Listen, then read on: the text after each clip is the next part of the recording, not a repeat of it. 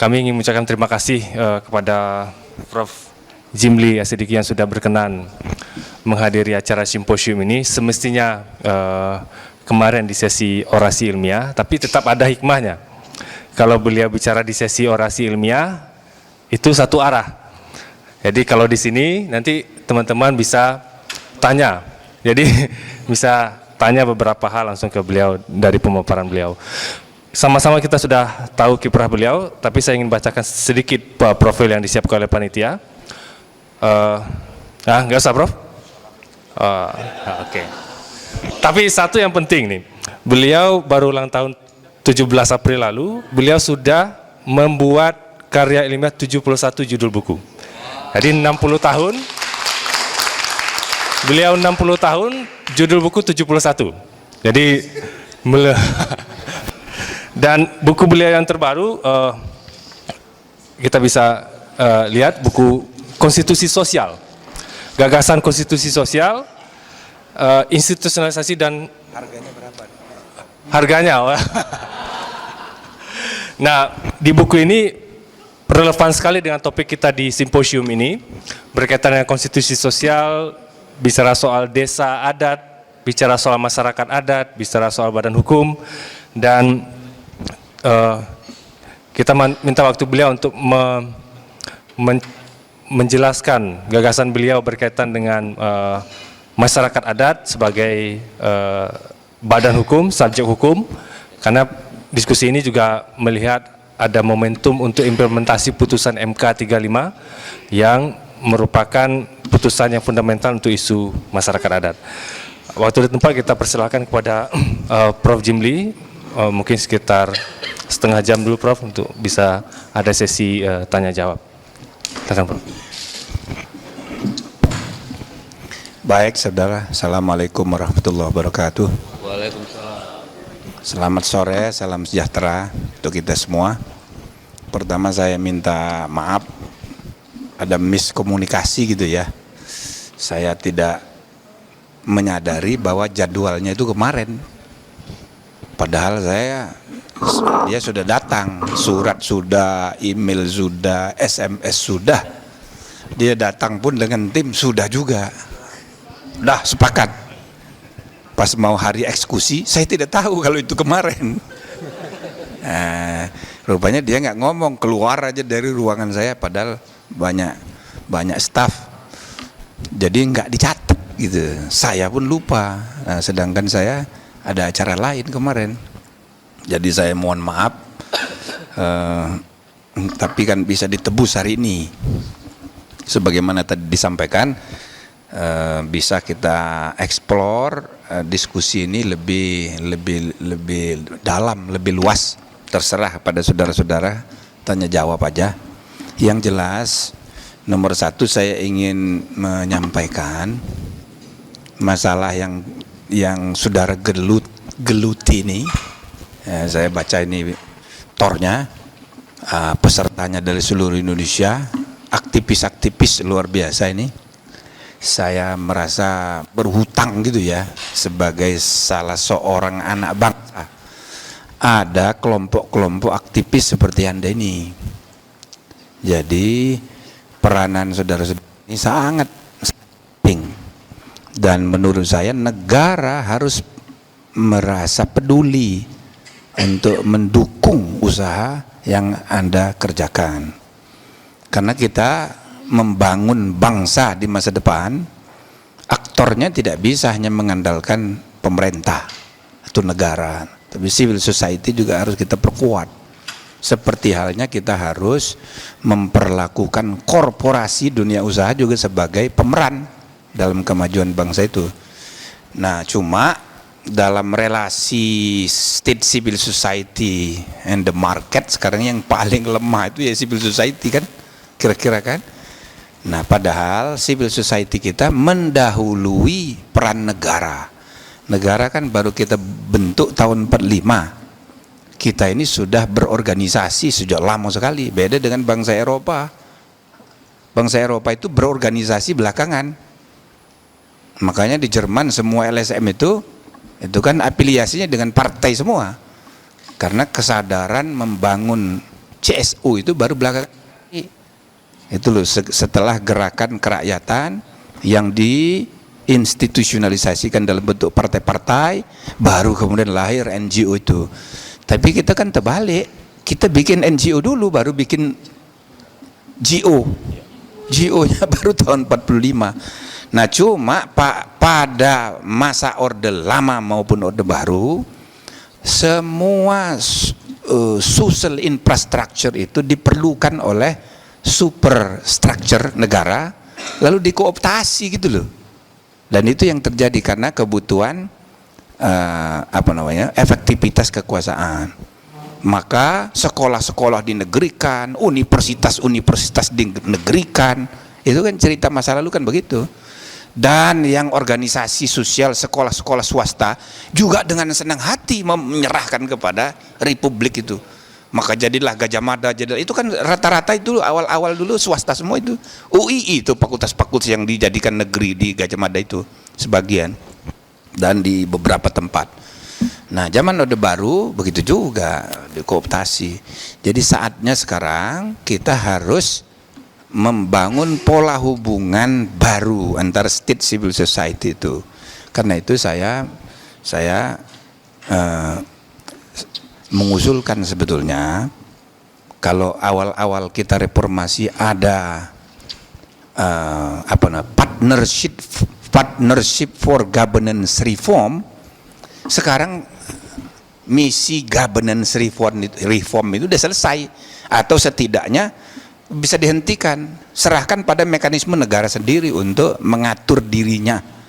Nah yang perlu sekarang ini the second partnership for civil society empowerment.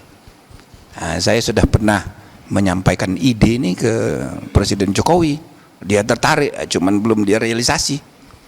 Jadi perlu ada partnership for civil society empowerment. Jadi harus ada APBN untuk memperkuat civil society organization, tapi mengelolanya jangan pakai departementasi sehingga nanti LSM diokuptasi. Nah, itu kan ketakutannya begitu, seperti ketika kita membahas mengenai anggaran bantuan hukum pro bono di dalam undang-undang bantuan hukum, kan ada anggarannya. Tapi ya sekarang enggak termanfaatkan oleh CSO karena itu masuk Kementerian Hukum dan HAM. Wah, tidak menarik. Ya kan? Nah, itu harus dikelola secara independen seperti partnership itu. Nah, lalu juga kita kerjasama dengan semua sumber-sumber dana dari luar negeri, dari World Bank dan sebagainya, itu dikelola secara independen. Nah, itu yang saya usulkan. Dengan demikian kita punya ruang yang cukup untuk empowering civil society tanpa tergantung bantuan dari luar negeri.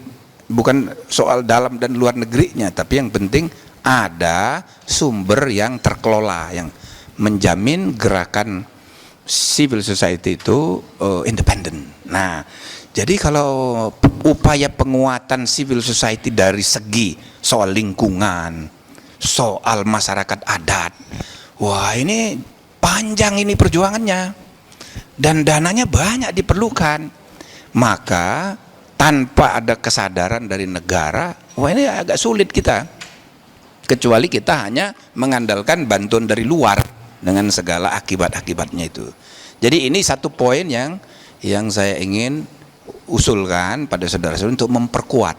Jadi bukan hanya gerakan untuk aman masyarakat adat ini, tapi juga lingkungan hidup dan lain-lain sebagainya. Yang kedua, soal masyarakat desa madani.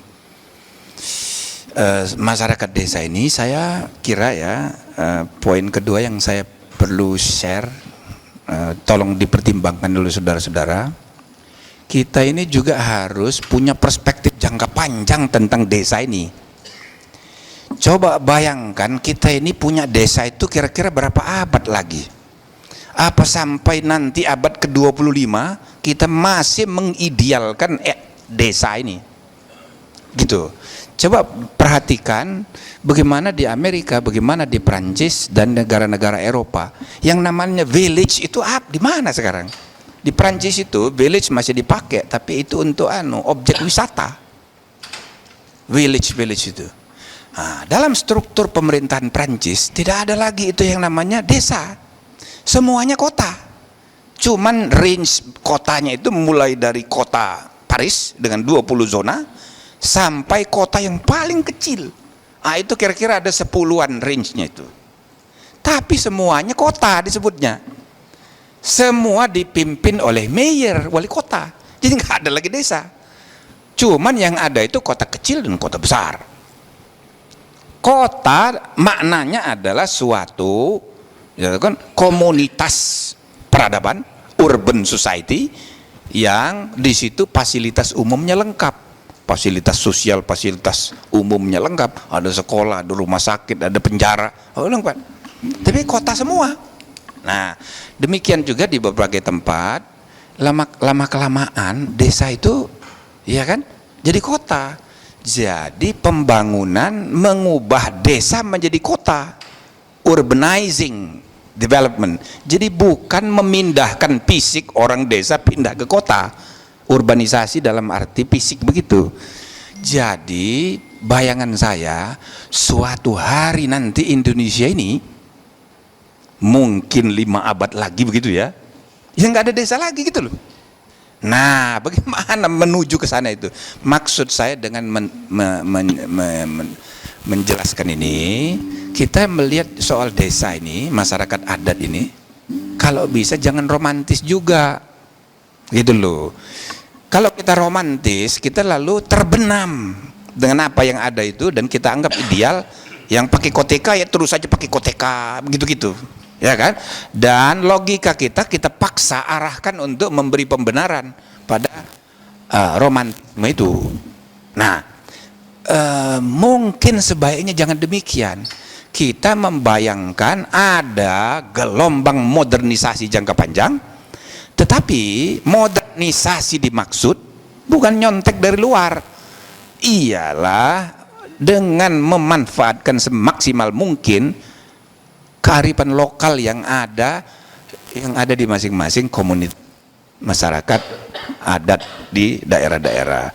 Jadi perspektifnya mesti kayak begitu menurut saya.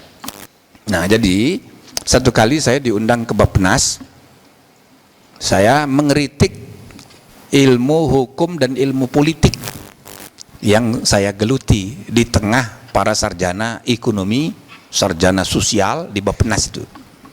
Jadi saya bilang mestinya kita ini punya cita-cita jangka panjang, di mana sistem politik dan pemerintahan itu menjadi sarana menuju ke sana. Jadi sistem pemerintahan, sistem ketatanegaraan itu bisa kita sepakati kalau dia instrumental untuk mewujudkan tujuan jangka panjang itu. Jadi bukan kita larut dengan teori-teori tentang bentuk susunan pemerintahan daerah, lalu kemudian kita merasa romantis, selesai di situ, nggak boleh lagi berubah. Jadi begitu. Jadi politik, struktur politik itu bisa kita arahkan. Misalnya soal otonomi daerah, kenapa kita teorinya tidak diarahkan dulu kepada tujuan? Jadi mission driven, bukan hanya sekedar rule driven. Dan dengan cara demikian memahami teks hukum dan konstitusi pun kita jadi luas. Jadi bukan karena teksnya bilang begitu kita harus begitu, ya toh? Tapi karena ada cita-cita ideal, lalu teks itu kita pahami dalam konteks menuju misi jangka panjang itu. Jadi dalam perspektif begitulah saya ingin mengajak Anda membaca ketentuan-ketentuan konstitusional dan hukum kita mengenai masyarakat adat, masyarakat hukum adat, kesatuan masyarakat hukum adat beserta hak-hak tradisionalnya. Begitu kira-kira. Saya percaya saudara ini kan sudah menggeluti masalah ini, pasti sudah paham. Saya tidak perlu lagi menyampaikan hal yang saudara sudah ketahui. Tapi dalam perspektif jangka panjang, saya melihat bahwa ini perdebatan misalnya apakah masyarakat adat atau masyarakat hukum adat. Saya melihat masyarakat hukum adat itu dari dua segi, satu masyarakat hukum, yang kedua hukum adat, begitu. Jadi legal community ini, nah kalau kita pelajari dengan tepat, tekstual pengakuan negara kepada eksistensi masyarakat hukum adat ini, baik Volksgemeinschaft maupun juga Selbstständige Landschappen, itu diakui oleh negara kita sejak sebelum perubahan, sejak awal undang-undang dasar kita rumuskan. Spirit dari the framers itu adalah menjaga keanekaragaman. Untuk saudara ketahui, perdebatan tentang bentuk negara itu panjang sekali. Apakah federal atau negara kesatuan? Walaupun di BPUPKI nggak ada perdebatan lagi, dah sepakat aklamasi negara kesatuan, gitu kan? Tapi yang menarik adalah ketika memperdebatkan apakah republik atau bukan, itu ada puting. 6 orang ngotot tidak mau republik, ya karena nggak kenal republik itu apa, itu bahasa apa itu. Tapi kalau kesultanan semua orang ngerti, kerajaan semua orang ngerti, maka 6 orang ngotot.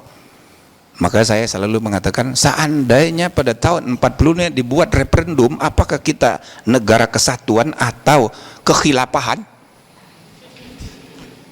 Apa negara kesatuan atau federal?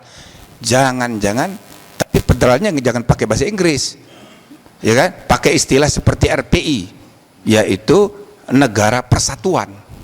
Mau negara kesatuan atau negara persatuan? Nah, istilah persatuan itu makna lain dalam bentuk negara itu federal. Mau persatuan atau negara kesatuan, atau bukan soal persatuan kesatuan. Mau republik atau negara, misalnya kerajaan atau kesultanan.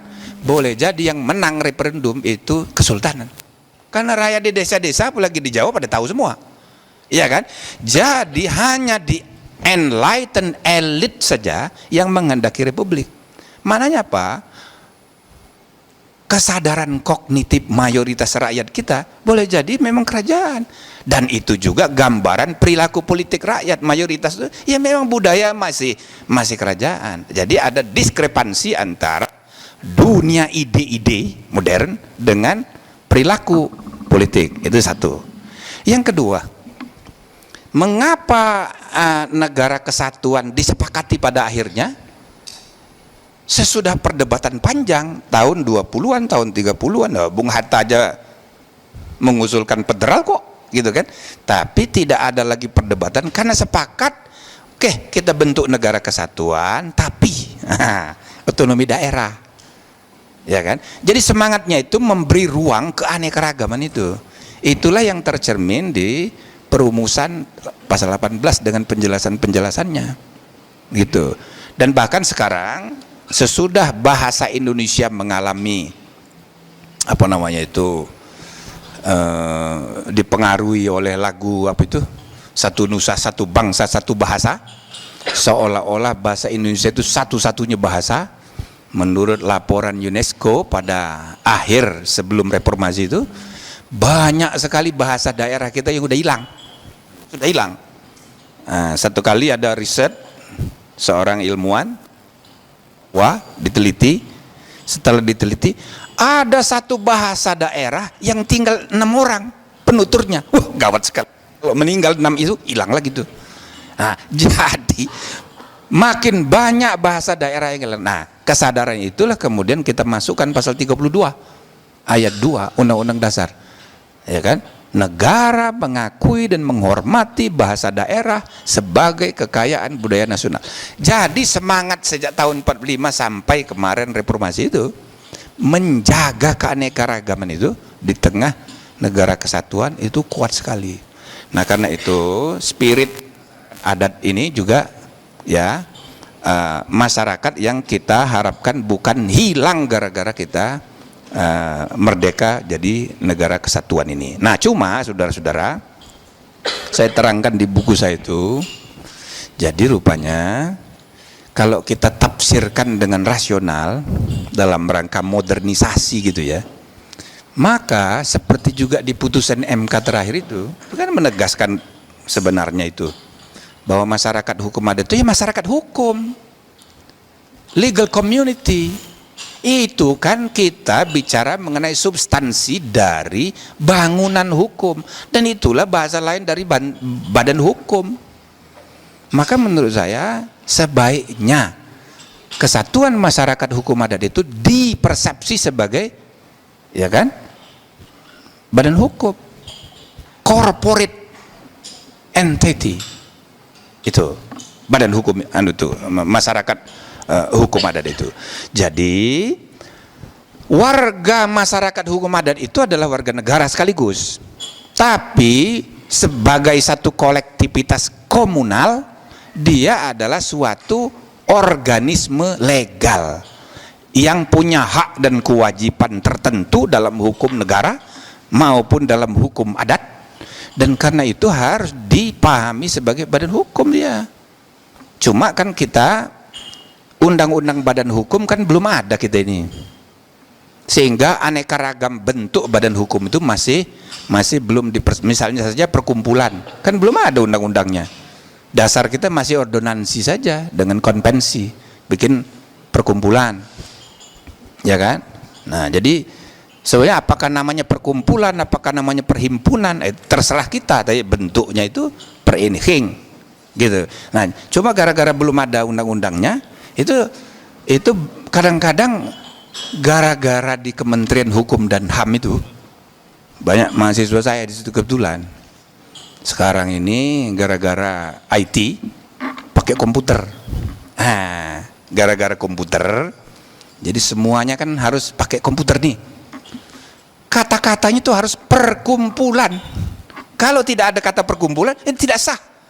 Loh, saya bilang ini undang-undang dasar yang menentukan atau IT.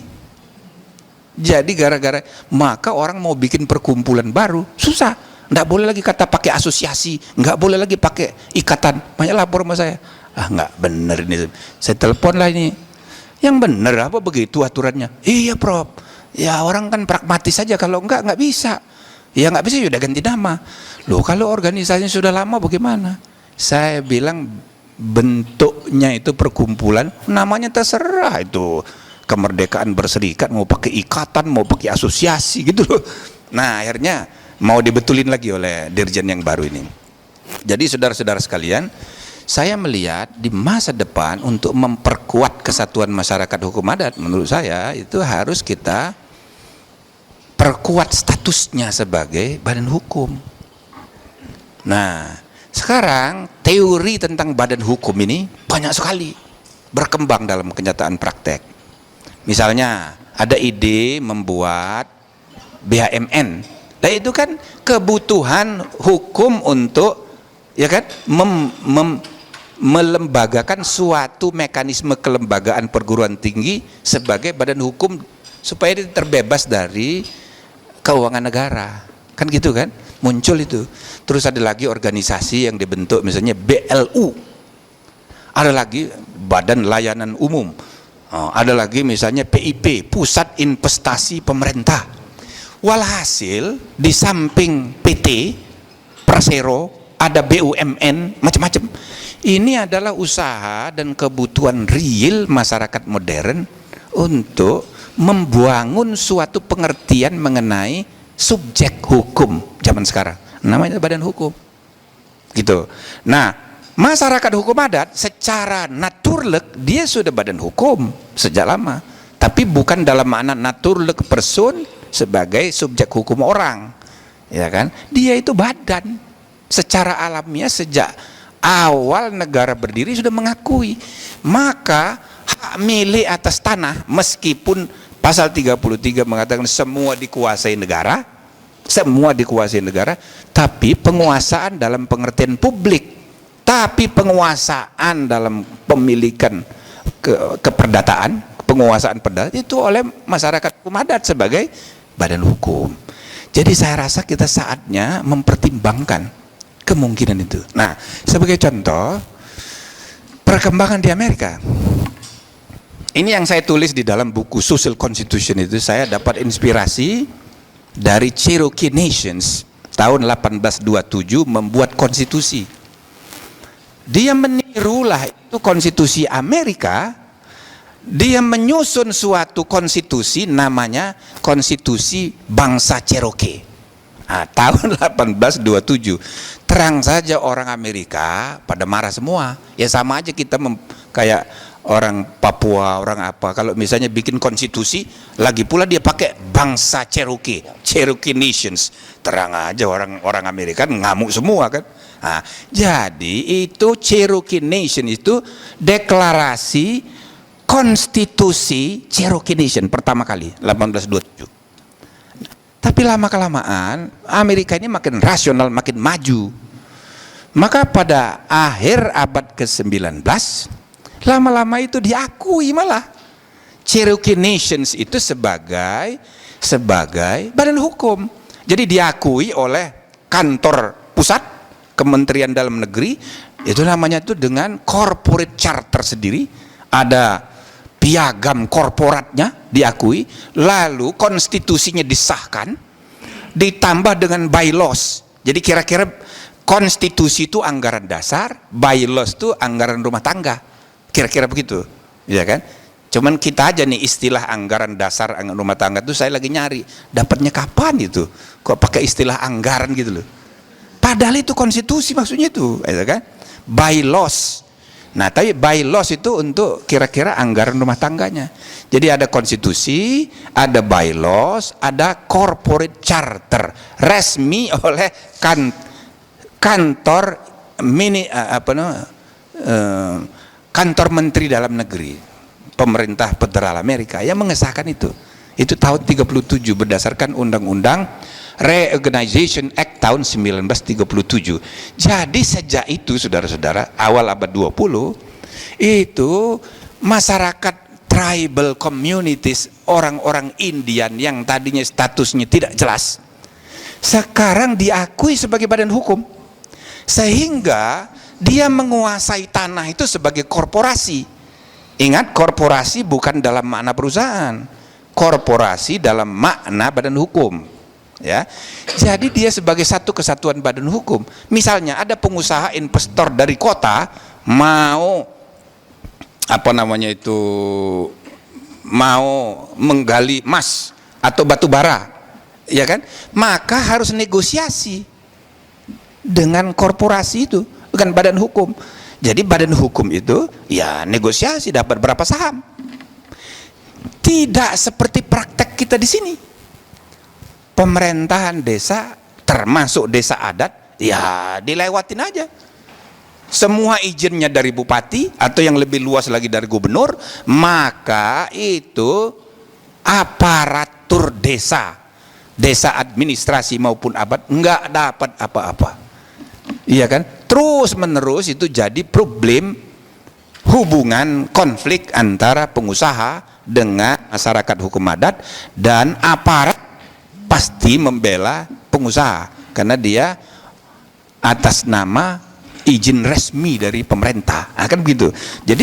Jadi kesatuan masyarakat hukum adat ya jadi orang asing gitu loh. Nah, tapi dengan statusnya sebagai korporasi, dengan diakui oleh negara sebagai badan hukum, maka sekarang ini sesudah satu abad, semua yang namanya tribal villages di Amerika itu yang berkonstitusi jumlahnya ada 56 desa adat yang berkonstitusi itu semuanya makmur, kaya-kaya semua. Pengusaha-pengusaha banyak yang datang berasal dari sana. Ya tentu saja ya seperti kita ada persoalan ciri-ciri komunitas adat itu.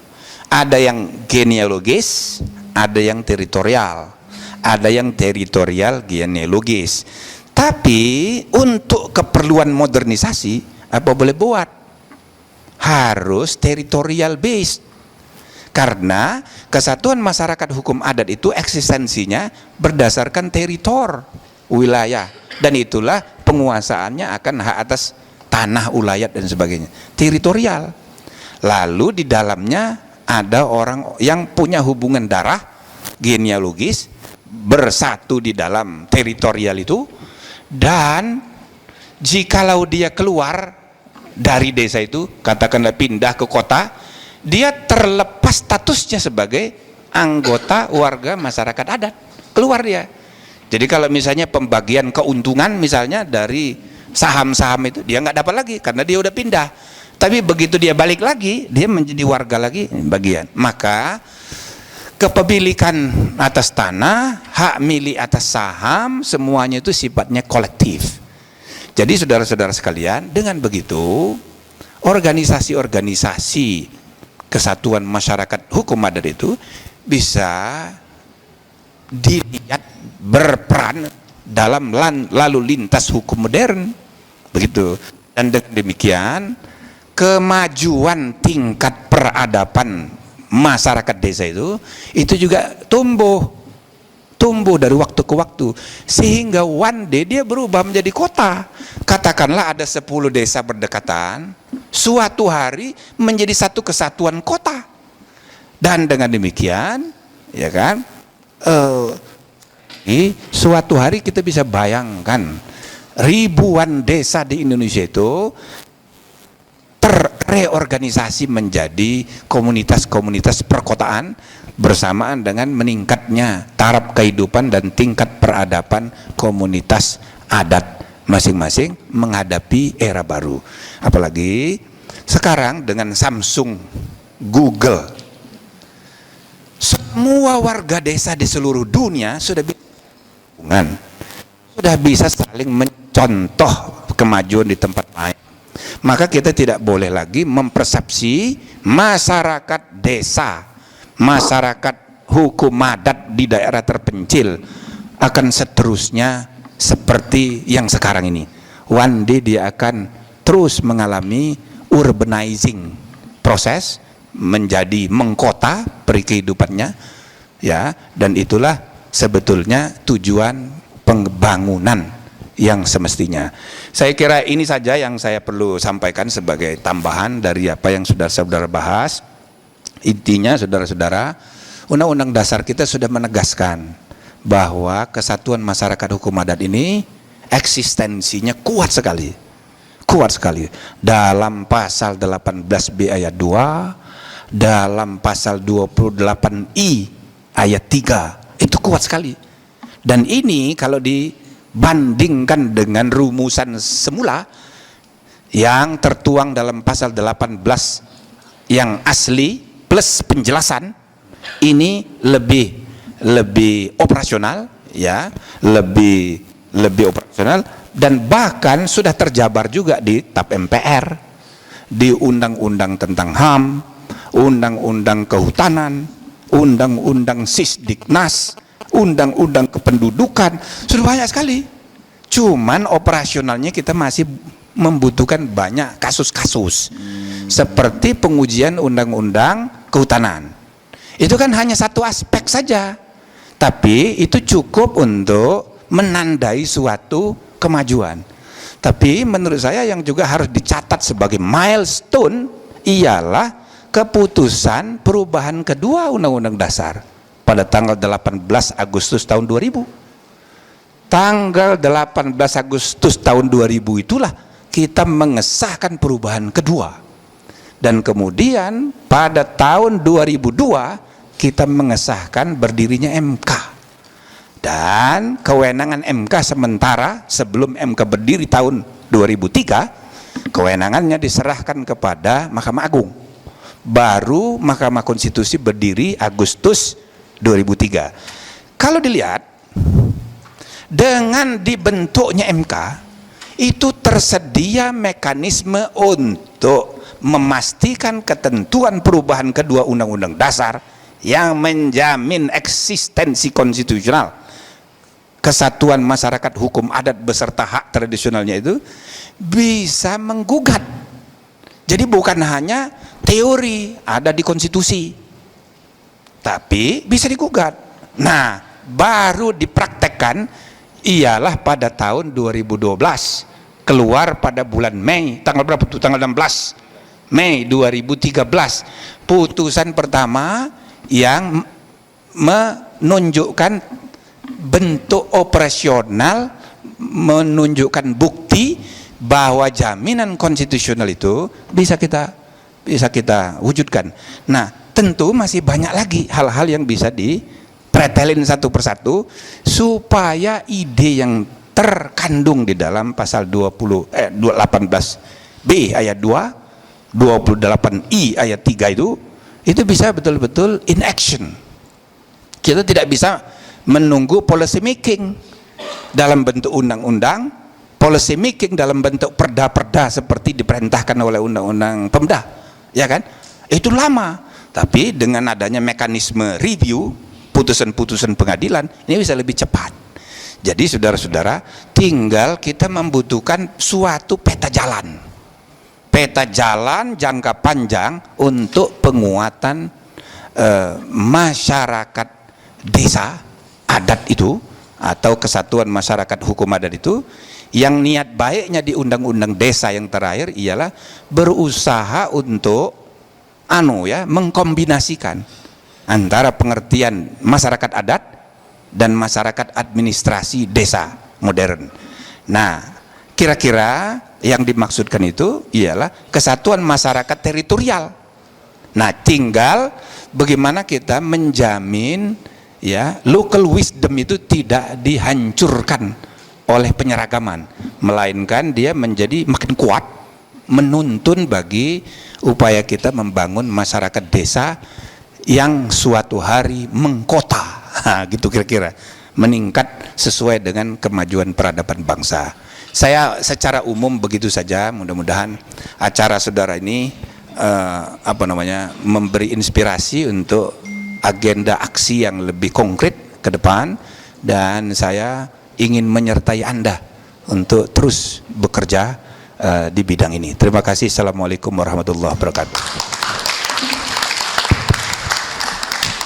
Silakan kalau ada pertanyaan, komentar. Kita punya waktu sampai maksimal jam 3, jadi mungkin bisa 2 sesi. Saya data dulu, Mas Juni, Bu Kunti, ada lagi? Satu lagi untuk sesi ini, Pak Agus ya, oke. Nama saya Juni, Juni, nama bulan. Oh Juni, ya, dari Fakultas Hukum UNER. Terima kasih atas paparan orasi ilmiahnya, menarik sekali Prof, sangat jelas, clear, dan mudah untuk dipahami. Seperti yang Prof Jimli paparkan tadi, bahwa melalui pasal 18B ayat 2 sebagaimana pasal 28I ayat 3, konstitusi kita secara eksplisit memberikan fundamen pengakuan hak kepada masyarakat hukum adat. Hanya saja setelah amandemen Undang-Undang Dasar, struktur penjelasan tidak lagi menjadi bagian dalam konstitusi, sehingga membaca pasal 18B ayat 2 maupun pasal 28I ayat 3 itu harus melalui putusan MK sebagai the sole interpreter of constitution, kurang lebih seperti itu kan Prof. Nah, menarik ketika menyimak putusan MK 35, di mana di situ secara eksplisit Mahkamah Konstitusi menjelaskan batasan sebagaimana yang ada di pasal 18B ayat 2, yakni tentang sepanjang sesuai dengan tidak bertentangan dengan prinsip negara kesatuan Republik Indonesia, di mana di situ Mahkamah Konstitusi menyatakan hak menentukan nasib sendiri atau the principle of right to self determination itu tidak bisa diterima atau tidak bisa diakomodasi dikarenakan dianggap bertentangan dengan prinsip NKRI. Hanya saja kita juga harus melihat dalam perspektif rezim hukum internasional. Spesifik di sini saya mau mengambil dasar hukumnya adalah UNDRIP, UNDRIP, United Nations Declaration on the Rights of Indigenous People, di mana Indonesia termasuk menjadi salah satu negara yang menandatangani deklarasi tersebut. Dalam UNDRIP sangat jelas bahwa right to self determination adalah fundamen dari hak-hak masyarakat adat yang tidak bisa tidak harus ada, non derogable rights. Nah, menyikapi hal ini, adanya kontradiksi ini, saya mohon penjelasan dari Prof Jimli, apakah memang benar Prof. Jimli sebagai pakar hukum tata negara dan juga sekaligus sebagai mantan ketua MK berpendapat bahwa right to self determination itu bertentangan dengan prinsip NKRI. Terima kasih, Prof. Terima kasih. Nama saya Kunti Tridewianti, saya pengajar di Fakultas Hukum Universitas Pancasila. Menarik tadi apa yang sudah Prof sampaikan. Yang pertama adalah terkait dengan berdirinya MK. Saya senang sekali karena di proses-proses di MK itu menurut saya memberikan ruang yang sangat luas termasuk pada individu sebenarnya. Nah, tetapi yang menjadi permasalahan kalau kita lihat bahwa judicial review yang ada di MK itu hanya di level undang-undang dengan undang-undang dasar. Tapi sebenarnya kita punya masalah banyak itu peraturan-peraturan yang di bawah undang-undang. Kalau kita lihat banyak sekali peraturan-peraturan di bawah undang-undang itu justru tidak berlandaskan pada konstitusi. Nah, repotnya ini kan judicial review-nya ada di Mahkamah Agung. Kalau kita tanya bahwa apa yang peraturan di bawahnya ini hanya merujuk pada undang-undang saja, tidak melihat pada konstitusi. Nah, ini hanya pemikiran saja waktu itu kita apakah mungkin peraturan-peraturan yang ada itu sebenarnya bisa ke MK. Jadi apakah dia undang-undang atau di bawah undang-undang itu bisa ke MK karena akan merujuk langsung pada konstitusi. Kita ambil contoh saja, misalnya ada beberapa peraturan yang sebenarnya bertentangan. Kalau saya ambil contoh saja adalah soal agama misalnya. Agama itu atau keyakinan itu kalau kita lihat dari undang-undang dasar kan sebenarnya kebebasan beragama gitu. Tapi nyatanya ada peraturan-peraturan di bawah undang-undang itu justru bertentangan dengan undang-undang. Dan itu pun masih menjadi masalah di Undang-Undang PNPS 165 karena menurut saya pada saat judicial review di sana agama-agama yang diakui 6 agama itu dan agama-agama lain yang tidak berkembang di Indonesia sebenarnya seperti Zionisme dan sebagainya. Nah, ini jadi masalah ketika teman-teman dari kelompok penghayat yang sebagian besar adalah dari masyarakat adat itu tidak bisa menikmati kebebasan beragamanya. Walaupun sudah ada Undang-Undang Admindo nomor 23 tahun 2006, tapi nyatanya susah untuk melaksanakan hak-hak beragamanya itu. Nah, ini menurut Prof bagaimana kalau misalnya ada pemikiran bahwa apa yang diputuskan di peraturan di bawah itu merujuk pada konstitusi. Terima kasih.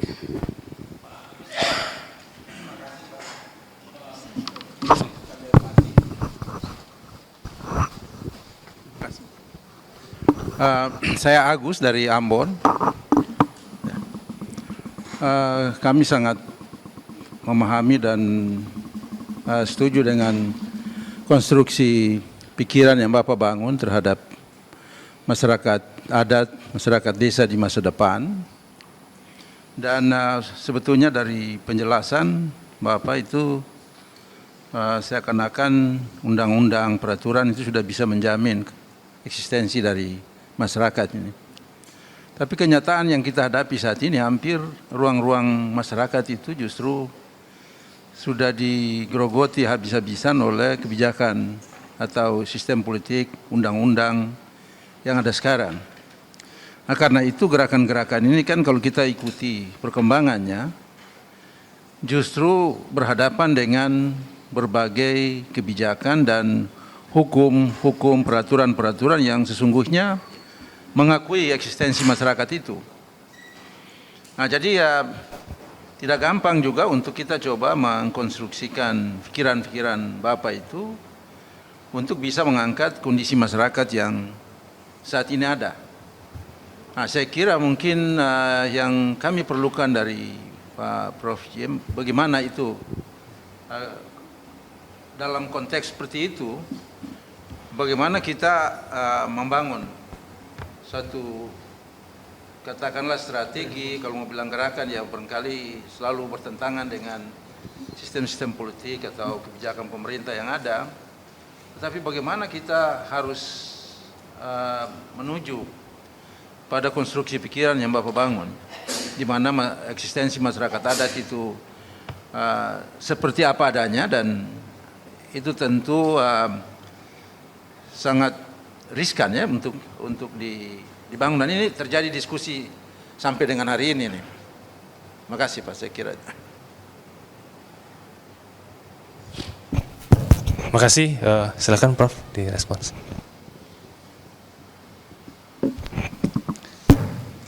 Oke, Saudara Yuni. Jadi MK itu memang disebut the sole interpreter of the Constitution. Cuman kalau saudara baca buku saya nggak setuju dengan istilah itu. Saya setuju dengan istilah final interpreter, but not the sole. Kalau disebut the sole, the only. Semua orang, semua lembaga berhak untuk menafsir, cuma tidak final. Gitu. DPR dan Presiden ketika membuat undang-undang dia menafsir juga. Guru besar hukum tata negara tiap hari nafsir, tapi tidak berlaku mengikat. Itu berlaku untuk dirinya sendiri dan mahasiswanya. Kalau tidak ikut ya nggak lulus dia, gitu kan. Saya menafsir juga, ya. Jadi saya lebih cenderung menggunakan istilah not the sole tapi the final. Nah itu final dia. Nah kedua, soal syarat sesuai prinsip NKRI. Jadi kalau soal yang saudara bilang right to self determination, ada lagi misalnya indigenous peoples, ya kan, ada konvensi indigenous peoples. Latar belakang indigenous peoples itu sudah jelas, pribumi, ya kan? Nah itu latar belakangnya itu orang pribumi di Amerika, di Kanada, di Australia. Itu menampung aspirasi orang-orang pribumi, orang-orang orang kulit putih kan orang pendatang. Jadi pertarungan antara orang asli dengan pendatang itu melatar belakangi lahirnya konvensi itu. Gitu. Tapi lama kelamaan orang kan berubah penafsirannya itu. Yang kita maksud dengan indigenous people pertama kali itu convention itu disahkan dengan zaman sekarang sudah lain. Lainnya kenapa? Orang makin pragmatis kan melihat masalahnya, sehingga yang dimaksud dengan the indigenous peoples itu ya ini masyarakat hukum adat ini. Gitu loh dalam makna kita, dan kita pernah mendiskusikannya. Dulu saya kan mendirikan, sebenarnya masih ada sampai sekarang, Seknas Masyarakat Hukum Adat. Cuman nggak tahu ini kurang begitu akrab ini dengan aman. Nggak aman rasanya kali ini. Nah itu sering kan? Ah iya. Cuman sudah hilang, dah kemana itu?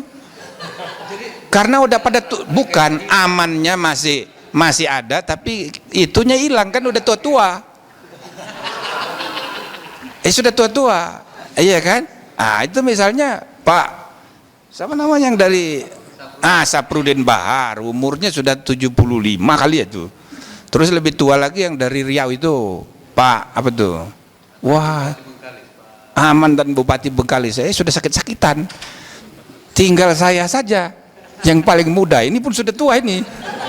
Aduh. Jadi kita udah, waktu Komnas HAM masih hakim, kita undang SBY. Kita merancang suatu RUU tentang masyarakat pertama kali. Wah, dia setuju sekali, tapi pidatonya menyatakan setuju, tapi actionnya nggak ada. Pidatonya kita tepuk tangan ramai sekali. Itu kan diadakan di mana waktu itu? Taman Mini. Wah, semua semangat semua. Saya pun dulu depan. Wah, boleh juga, boleh. Tapi tidak ada realisasi. Itu kawan itu kalau pidato memang hebat dia. Jadi kita sudah bahas, termasuk bagaimana kita memahami perkembangan pemaknaan pada istilah indigenous people. Itu tidak seperti aslinya lagi. Dan sudah semakin banyak negara yang kemudian menerima pengertian-pengertian baru. Maka yang meratifikasi makin lama makin banyak gitu. Nah, sama juga right to self determination. Determinationnya tuh dalam rangka apa? Kalau determination you mau bikin negara baru, itu tidak bisa. Tapi determination itu dalam makna banyak aspek, banyak sekali aspeknya gitu. Jadi kita tidak boleh serta-merta gitu loh maksud saya. Iya kan? Tapi kalau misalnya dia mau bikin negara baru, ya jangan dong, masa Anda mau menyetujui tafsir begitu? Gelo itu namanya. Kita ini membuat negara memang maksudnya satu badan hukum NKRI begitu. Nah, mengapa tadi saya ceritakan Cherokee Nations itu sama maksudnya. Jadi waktu Cherokee Nations itu bikin deklarasi, semua itu orang di Washington DC itu, apaan? Iya kan? Karena dianggapnya mau bikin negara baru. Padahal kalau dipelajari bukan bikin, dia mau deklarasi sebagai bangsa. Ya cuman pasti ada motif-motif, ya kayak kawan-kawan di Papua kan suka begitu juga, iya kan? Aceh juga bangsa Aceh, nggak mau orang dibilang bahasa Indonesia, bangsa Aceh. Satu kali saya ada forum di Aceh, di kantor gubernur, wah dianu oleh aktivis-aktivis Aceh nih, dikira saya ini orang Jawa, saya diamin aja. Pokoknya ini orang Jawa itu bangsa penjajah gitu kan. Saya diamin, udah ngomong, saya ini orang Palembang, sama kita dijajahnya ini. Kita ini sama-sama dijajah, cuma kami nggak ribut, cuman Anda yang ribut. Iya kan? Itu aja bedanya, tapi sama-sama dijajah kita ini.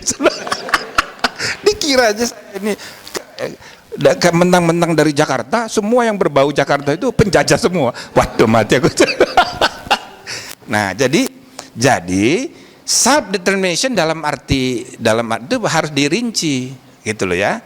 Jadi masyarakat hukum adat itu menurut saya tidak bisa serta-merta kalau sesuai prinsip NKRI itu kan masih istilah umum. Undang-undangnya pun belum ada yang merinci. Apa itu yang dimaksud bertentangan dengan satu, bertentangan dengan perkembangan, bertentangan dengan prinsip NKRI. Kemudian yang pertama masih hidup dulu, masih hidup. Saya kan satu kali kasih ada paper saya. Yang dimaksud masih hidup itu apa? Masih hidup dulu sudah mati, tapi bisa nggak dihidupkan lagi?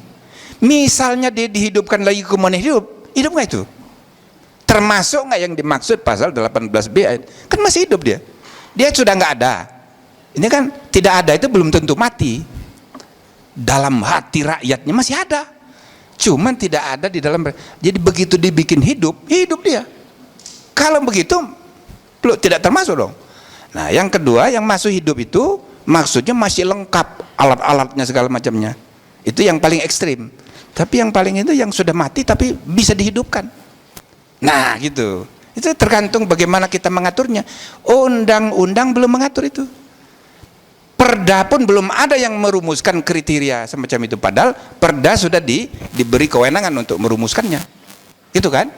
Nah kalau kita bikin ekstrim, semua kesatuan masyarakat hukum adat yang masih lengkap, tanahnya, pengurusnya, hak miliknya, ya tidak mungkin ada. Sudah dibunuh sejak tahun 75, 79, zaman Orde Baru, habis-habisan dengan undang-undang. Tidak mungkin.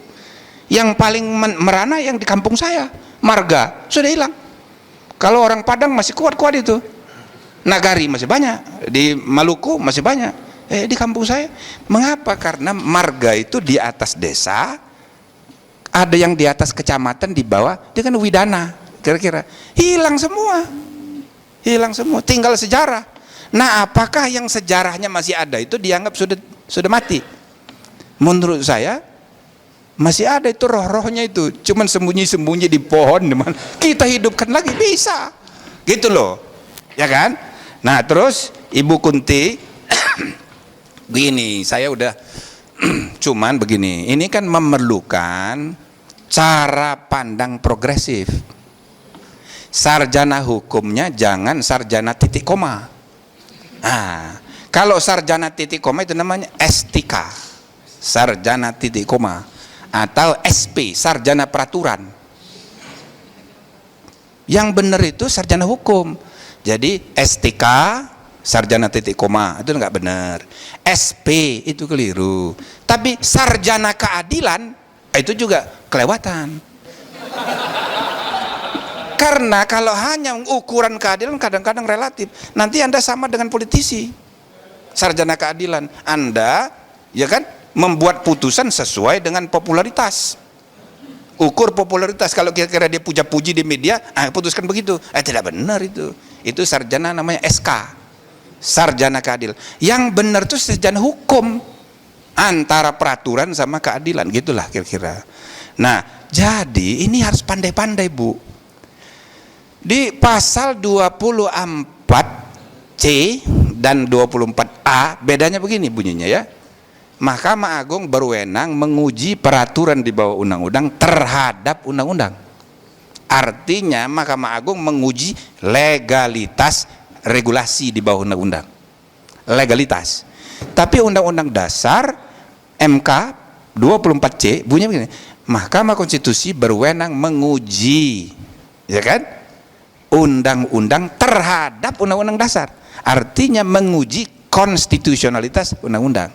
Mahkamah Agung legalitas peraturan di bawah undang-undang dari segi objeknya, tapi dari segi batu ujinya Mahkamah Agung tidak berwenang menguji dengan menggunakan konstitusi. Dia hanya menggunakan undang-undang, ya kan? Nah, saya kasih tahu sebabnya. Saya itu mengusulkan terintegrasi semuanya di MK. Cuma begini, para anggota MPR waktu itu agak males mikir. Jadi begini, kan sejak 80-an dan TAP MPR terakhir pun sudah menegaskan bahwa Mahkamah Agung berwenang menguji peraturan di bawah undang-undang, ya kan? Nah gitu. Jadi sejak awal Mahkamah Agung itu sudah berwenang, hanya dalam prakteknya belum dilakukan. Teorinya sudah, tapi belum mekanismenya dan sebagainya belum terlalu ya kan? Baru usul-usul dari ini aja. Nah, baru terjadi itu kan akhir Orde Baru. Jadi ditegaskanlah bahwa Mahkamah Agung berwenang menguji peraturan di bawah undang-undang. Sama kayak di Belanda juga, di bawah undang-undang. Gitu kan? Nah, waktu kita reformasi timbul masalah.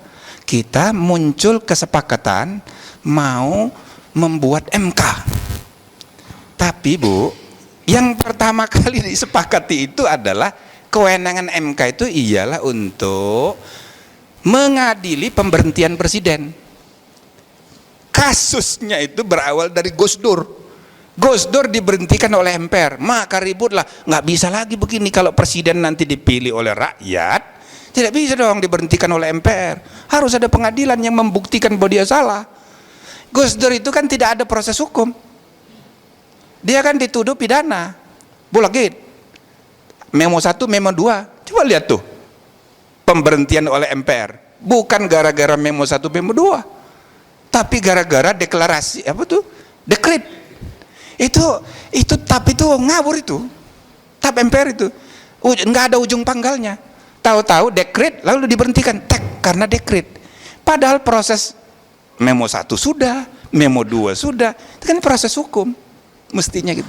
Nah, belajar dari situ timbul usul.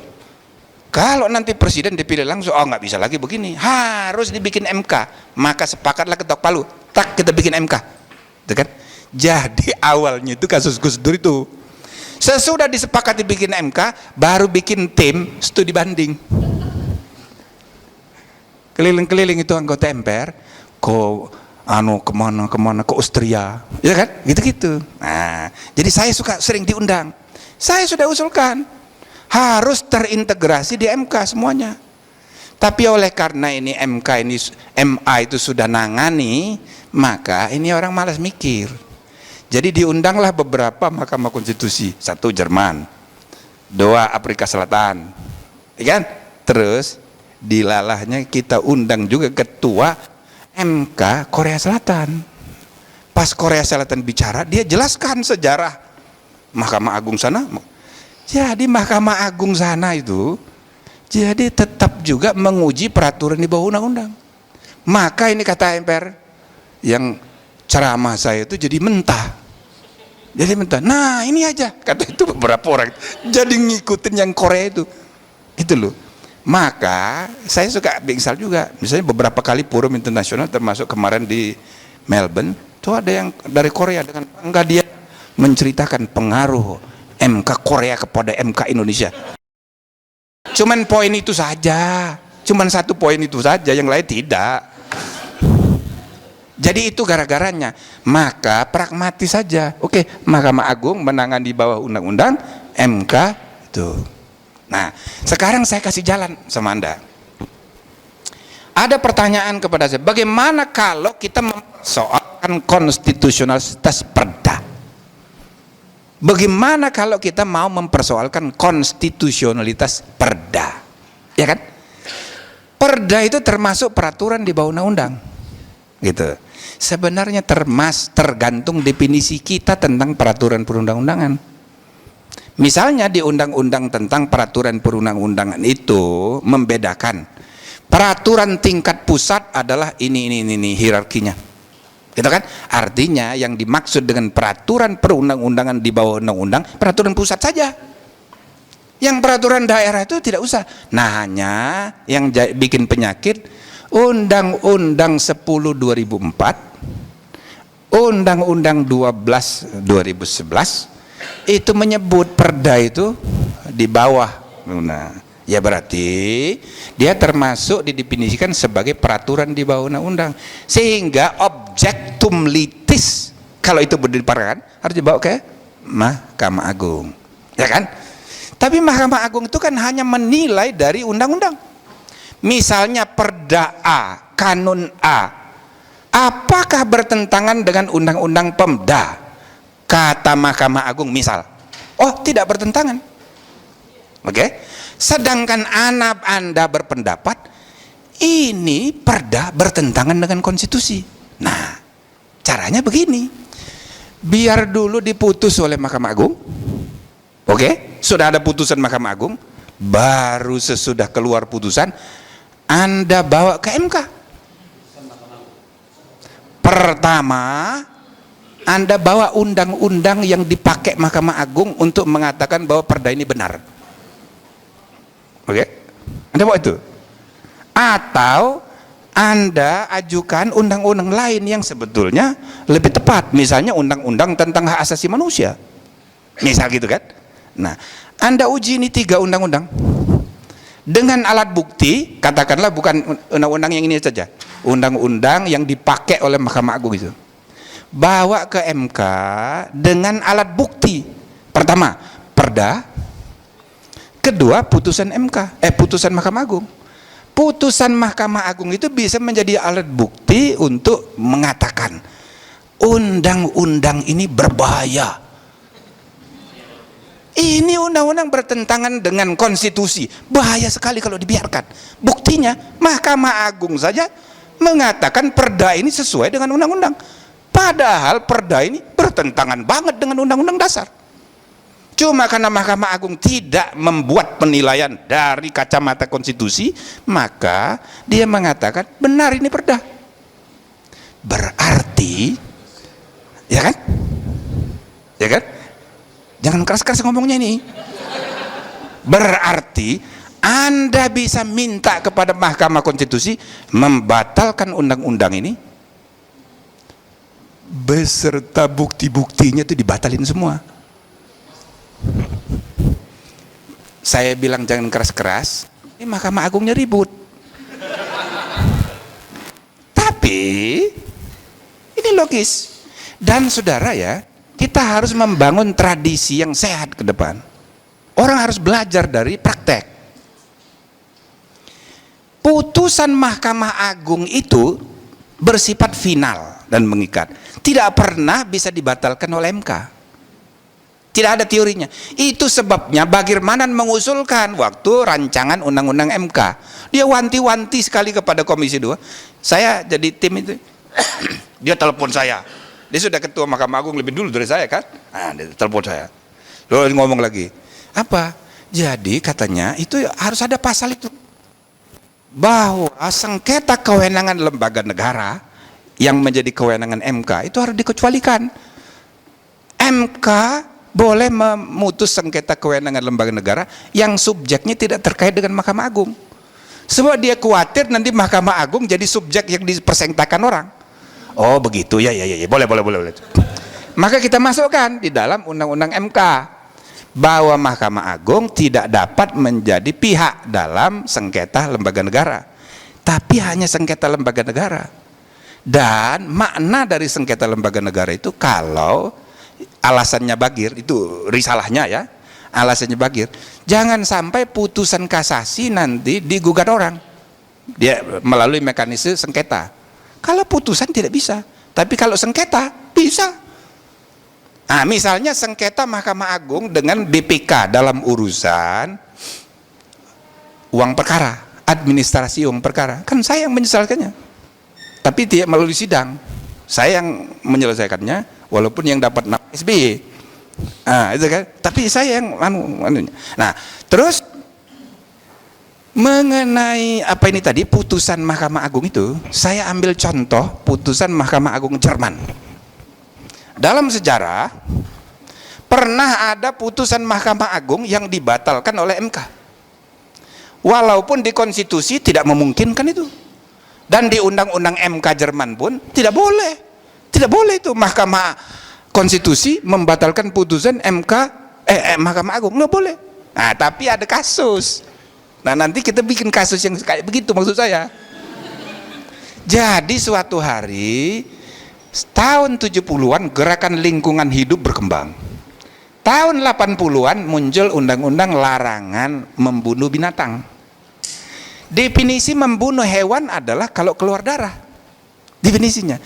Maka sejak undang-undang itu keluar, ya, orang-orang Islam di Jerman itu susah mau makan daging. Tidak boleh disembelih. Kalau disembelih, iya kan? Itu tindak pidana.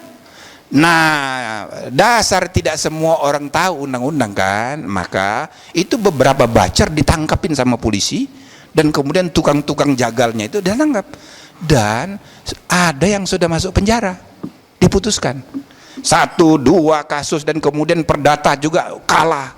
Lama-lama bacer ini asosiasinya itu sekarang tidak lagi ada, ke pengadilan sudah kalah, perdata kalah, pidana kalah, sampai Mahkamah Agung sudah. Mereka datang rame-rame ke MK. Sampai di MK ini putusan menjadi membuat geger se-Eropa. Putusnya gimana? Putusannya itu setelah dibanding-banding, loh, ini pertentangan antara peri kemanusiaan dan peri ketuhanan. Satunya peri kemanusiaan, satunya peri kebinatangan. Iya kan? Jadi binatang itu dilindungi oleh undang-undang dan tidak pidana. Tapi bagi ini kan ada masalah. Kalau tidak makan sembelih itu haram. Tidak boleh. Jadi sesudah diperdebatkan oleh hakim MK, akhirnya diputuskan antara nilai ketuhanan dan kemanusiaan ini dua-duanya benar. Cuma kita harus beri pengecualian bagi orang Islam. Jadi orang Islam sejak putusan MK itu diberi kekecualian.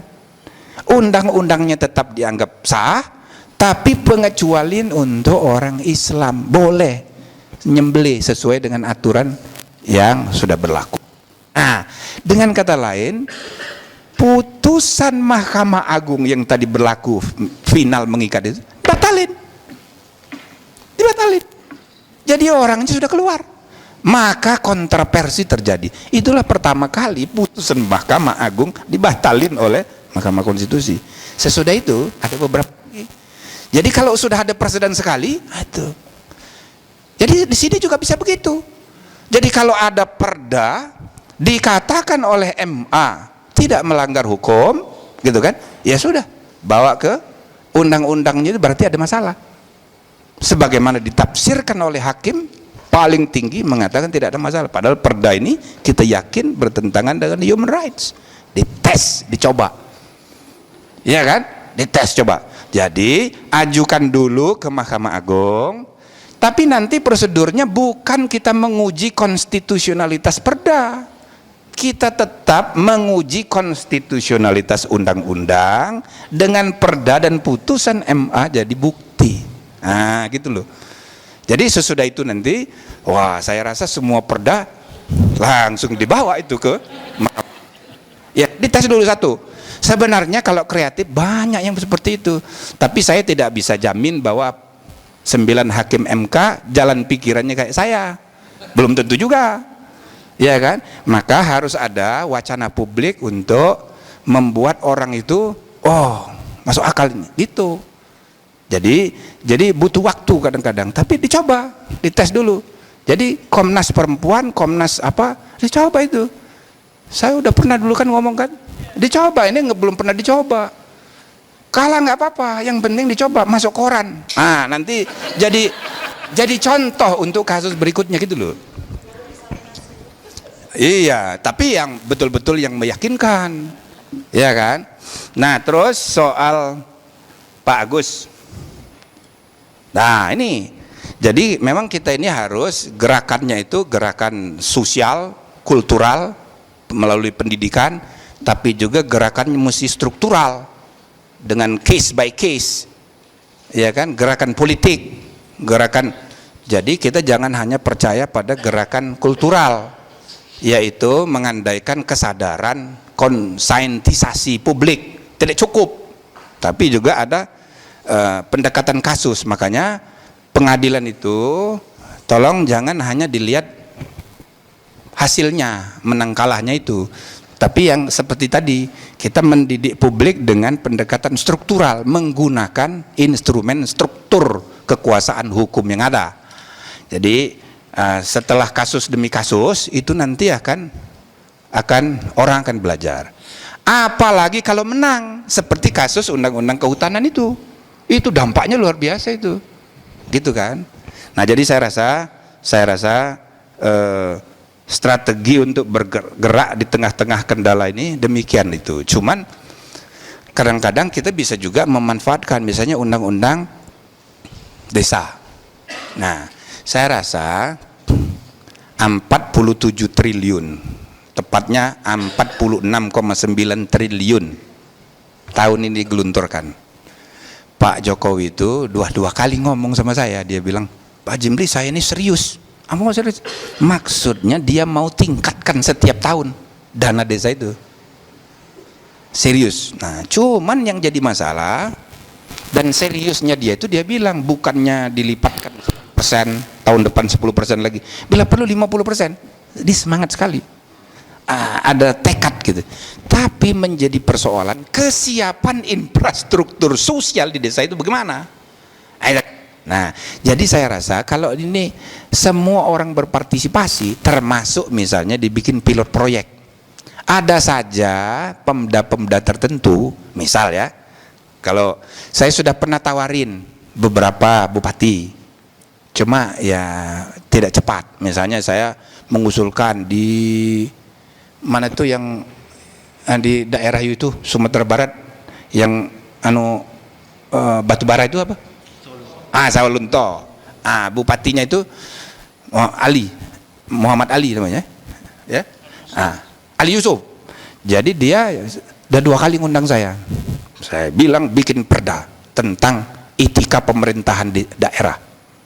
Semangat sekali. Saya mau memperkenalkan kode etik dan juga komite etik yang bisa memecat pejabat, gitu kan? Dia lagi dipelajarin, tapi belum jadi, udah setahun ini. Nah, terus ada lagi bupati, saya pengaruhi untuk bikin konstitusi desa. Nggak usah semua desa, dicoba, dites beberapa desa. Kita bikin percobaan dulu, bikin. Jadi desa itu dibikin itu pilot proyek. Tidak usahlah dulu nunggu undang-undang. Kita kasih contoh-contoh gitu. Jadi semua dalam hidup ini boleh kecuali yang dilarang. Kalau undang-undang tidak melarang berarti boleh. Kan tidak ada larangan undang-undang bahwa kita membuat konstitusi masyarakat desa, tidak ada larangan. Kita bikin aja. Nah, sampai nanti kita tes perkembangannya bagaimana, sehingga dari contoh-contoh menarik kayak misalnya di Bali itu ada iputing, sudah dipraktekkan di desa-desa di Jawa Tengah, beberapa daerah. Maka semangat kan Depdagri mau bikin iputing. Jadi kalau boleh kita bikin praktek-praktek kayak begitu, Pak. Di kampung ada di Aceh, tidak usah semua. Mana misalnya satu kabupaten 2 desa, iya kan? Dicoba dulu. Di Sumatera Barat 2 saja, di Sulawesi Utara. Saya sampai sekarang ini belum ketemu jawabnya. Saya tanya kepada para guru besar dan dosen di Unsrat, kenapa kepala desa di Sulawesi Utara disebut sebagai hukum tua? Belum ada yang bisa jawab. Harus dibuat penelitian. Hukum itu bahasa Arab, sedangkan masyarakat Minahasa itu Kristen mayoritasnya. Bagaimana kok bisa menggunakan istilah hukum? Sejak kapan itu? Dan yang lebih menarik lagi, saya bilang hukum tua untuk menyebut pejabat, berarti ada ide yang sangat modern. Rule of law, not of men. Yang memimpin itu bukan orang, tapi hukum. Wah, ini kan sangat modern. Nah, jadi maksud saya yang begini-begini ini kan bisa kita manfaatkan, lalu kemudian kita bikin pilot-pilot proyek percobaan untuk konstruksi desa ini. Nah, sambil misalnya di mana di Sulawesi Utara itu yang kesatuan masyarakat hukum adatnya paling kuat, itu kita ambil sebagai pilot proyek. Saya rasa bupatinya pasti mau membiayai itu, iya kan? Apalagi kalau pengurus aman resmi, kan dia juga pingin aman kan? Begitulah. Saya kira begitu, bapak-bapak, ibu-ibu, saudara-saudara. Masih ada lagi? Oke, sebenarnya kita terbatas waktu jam 3, jadi nggak sesi kedua kita tiadakan. Sudah habis, Prof.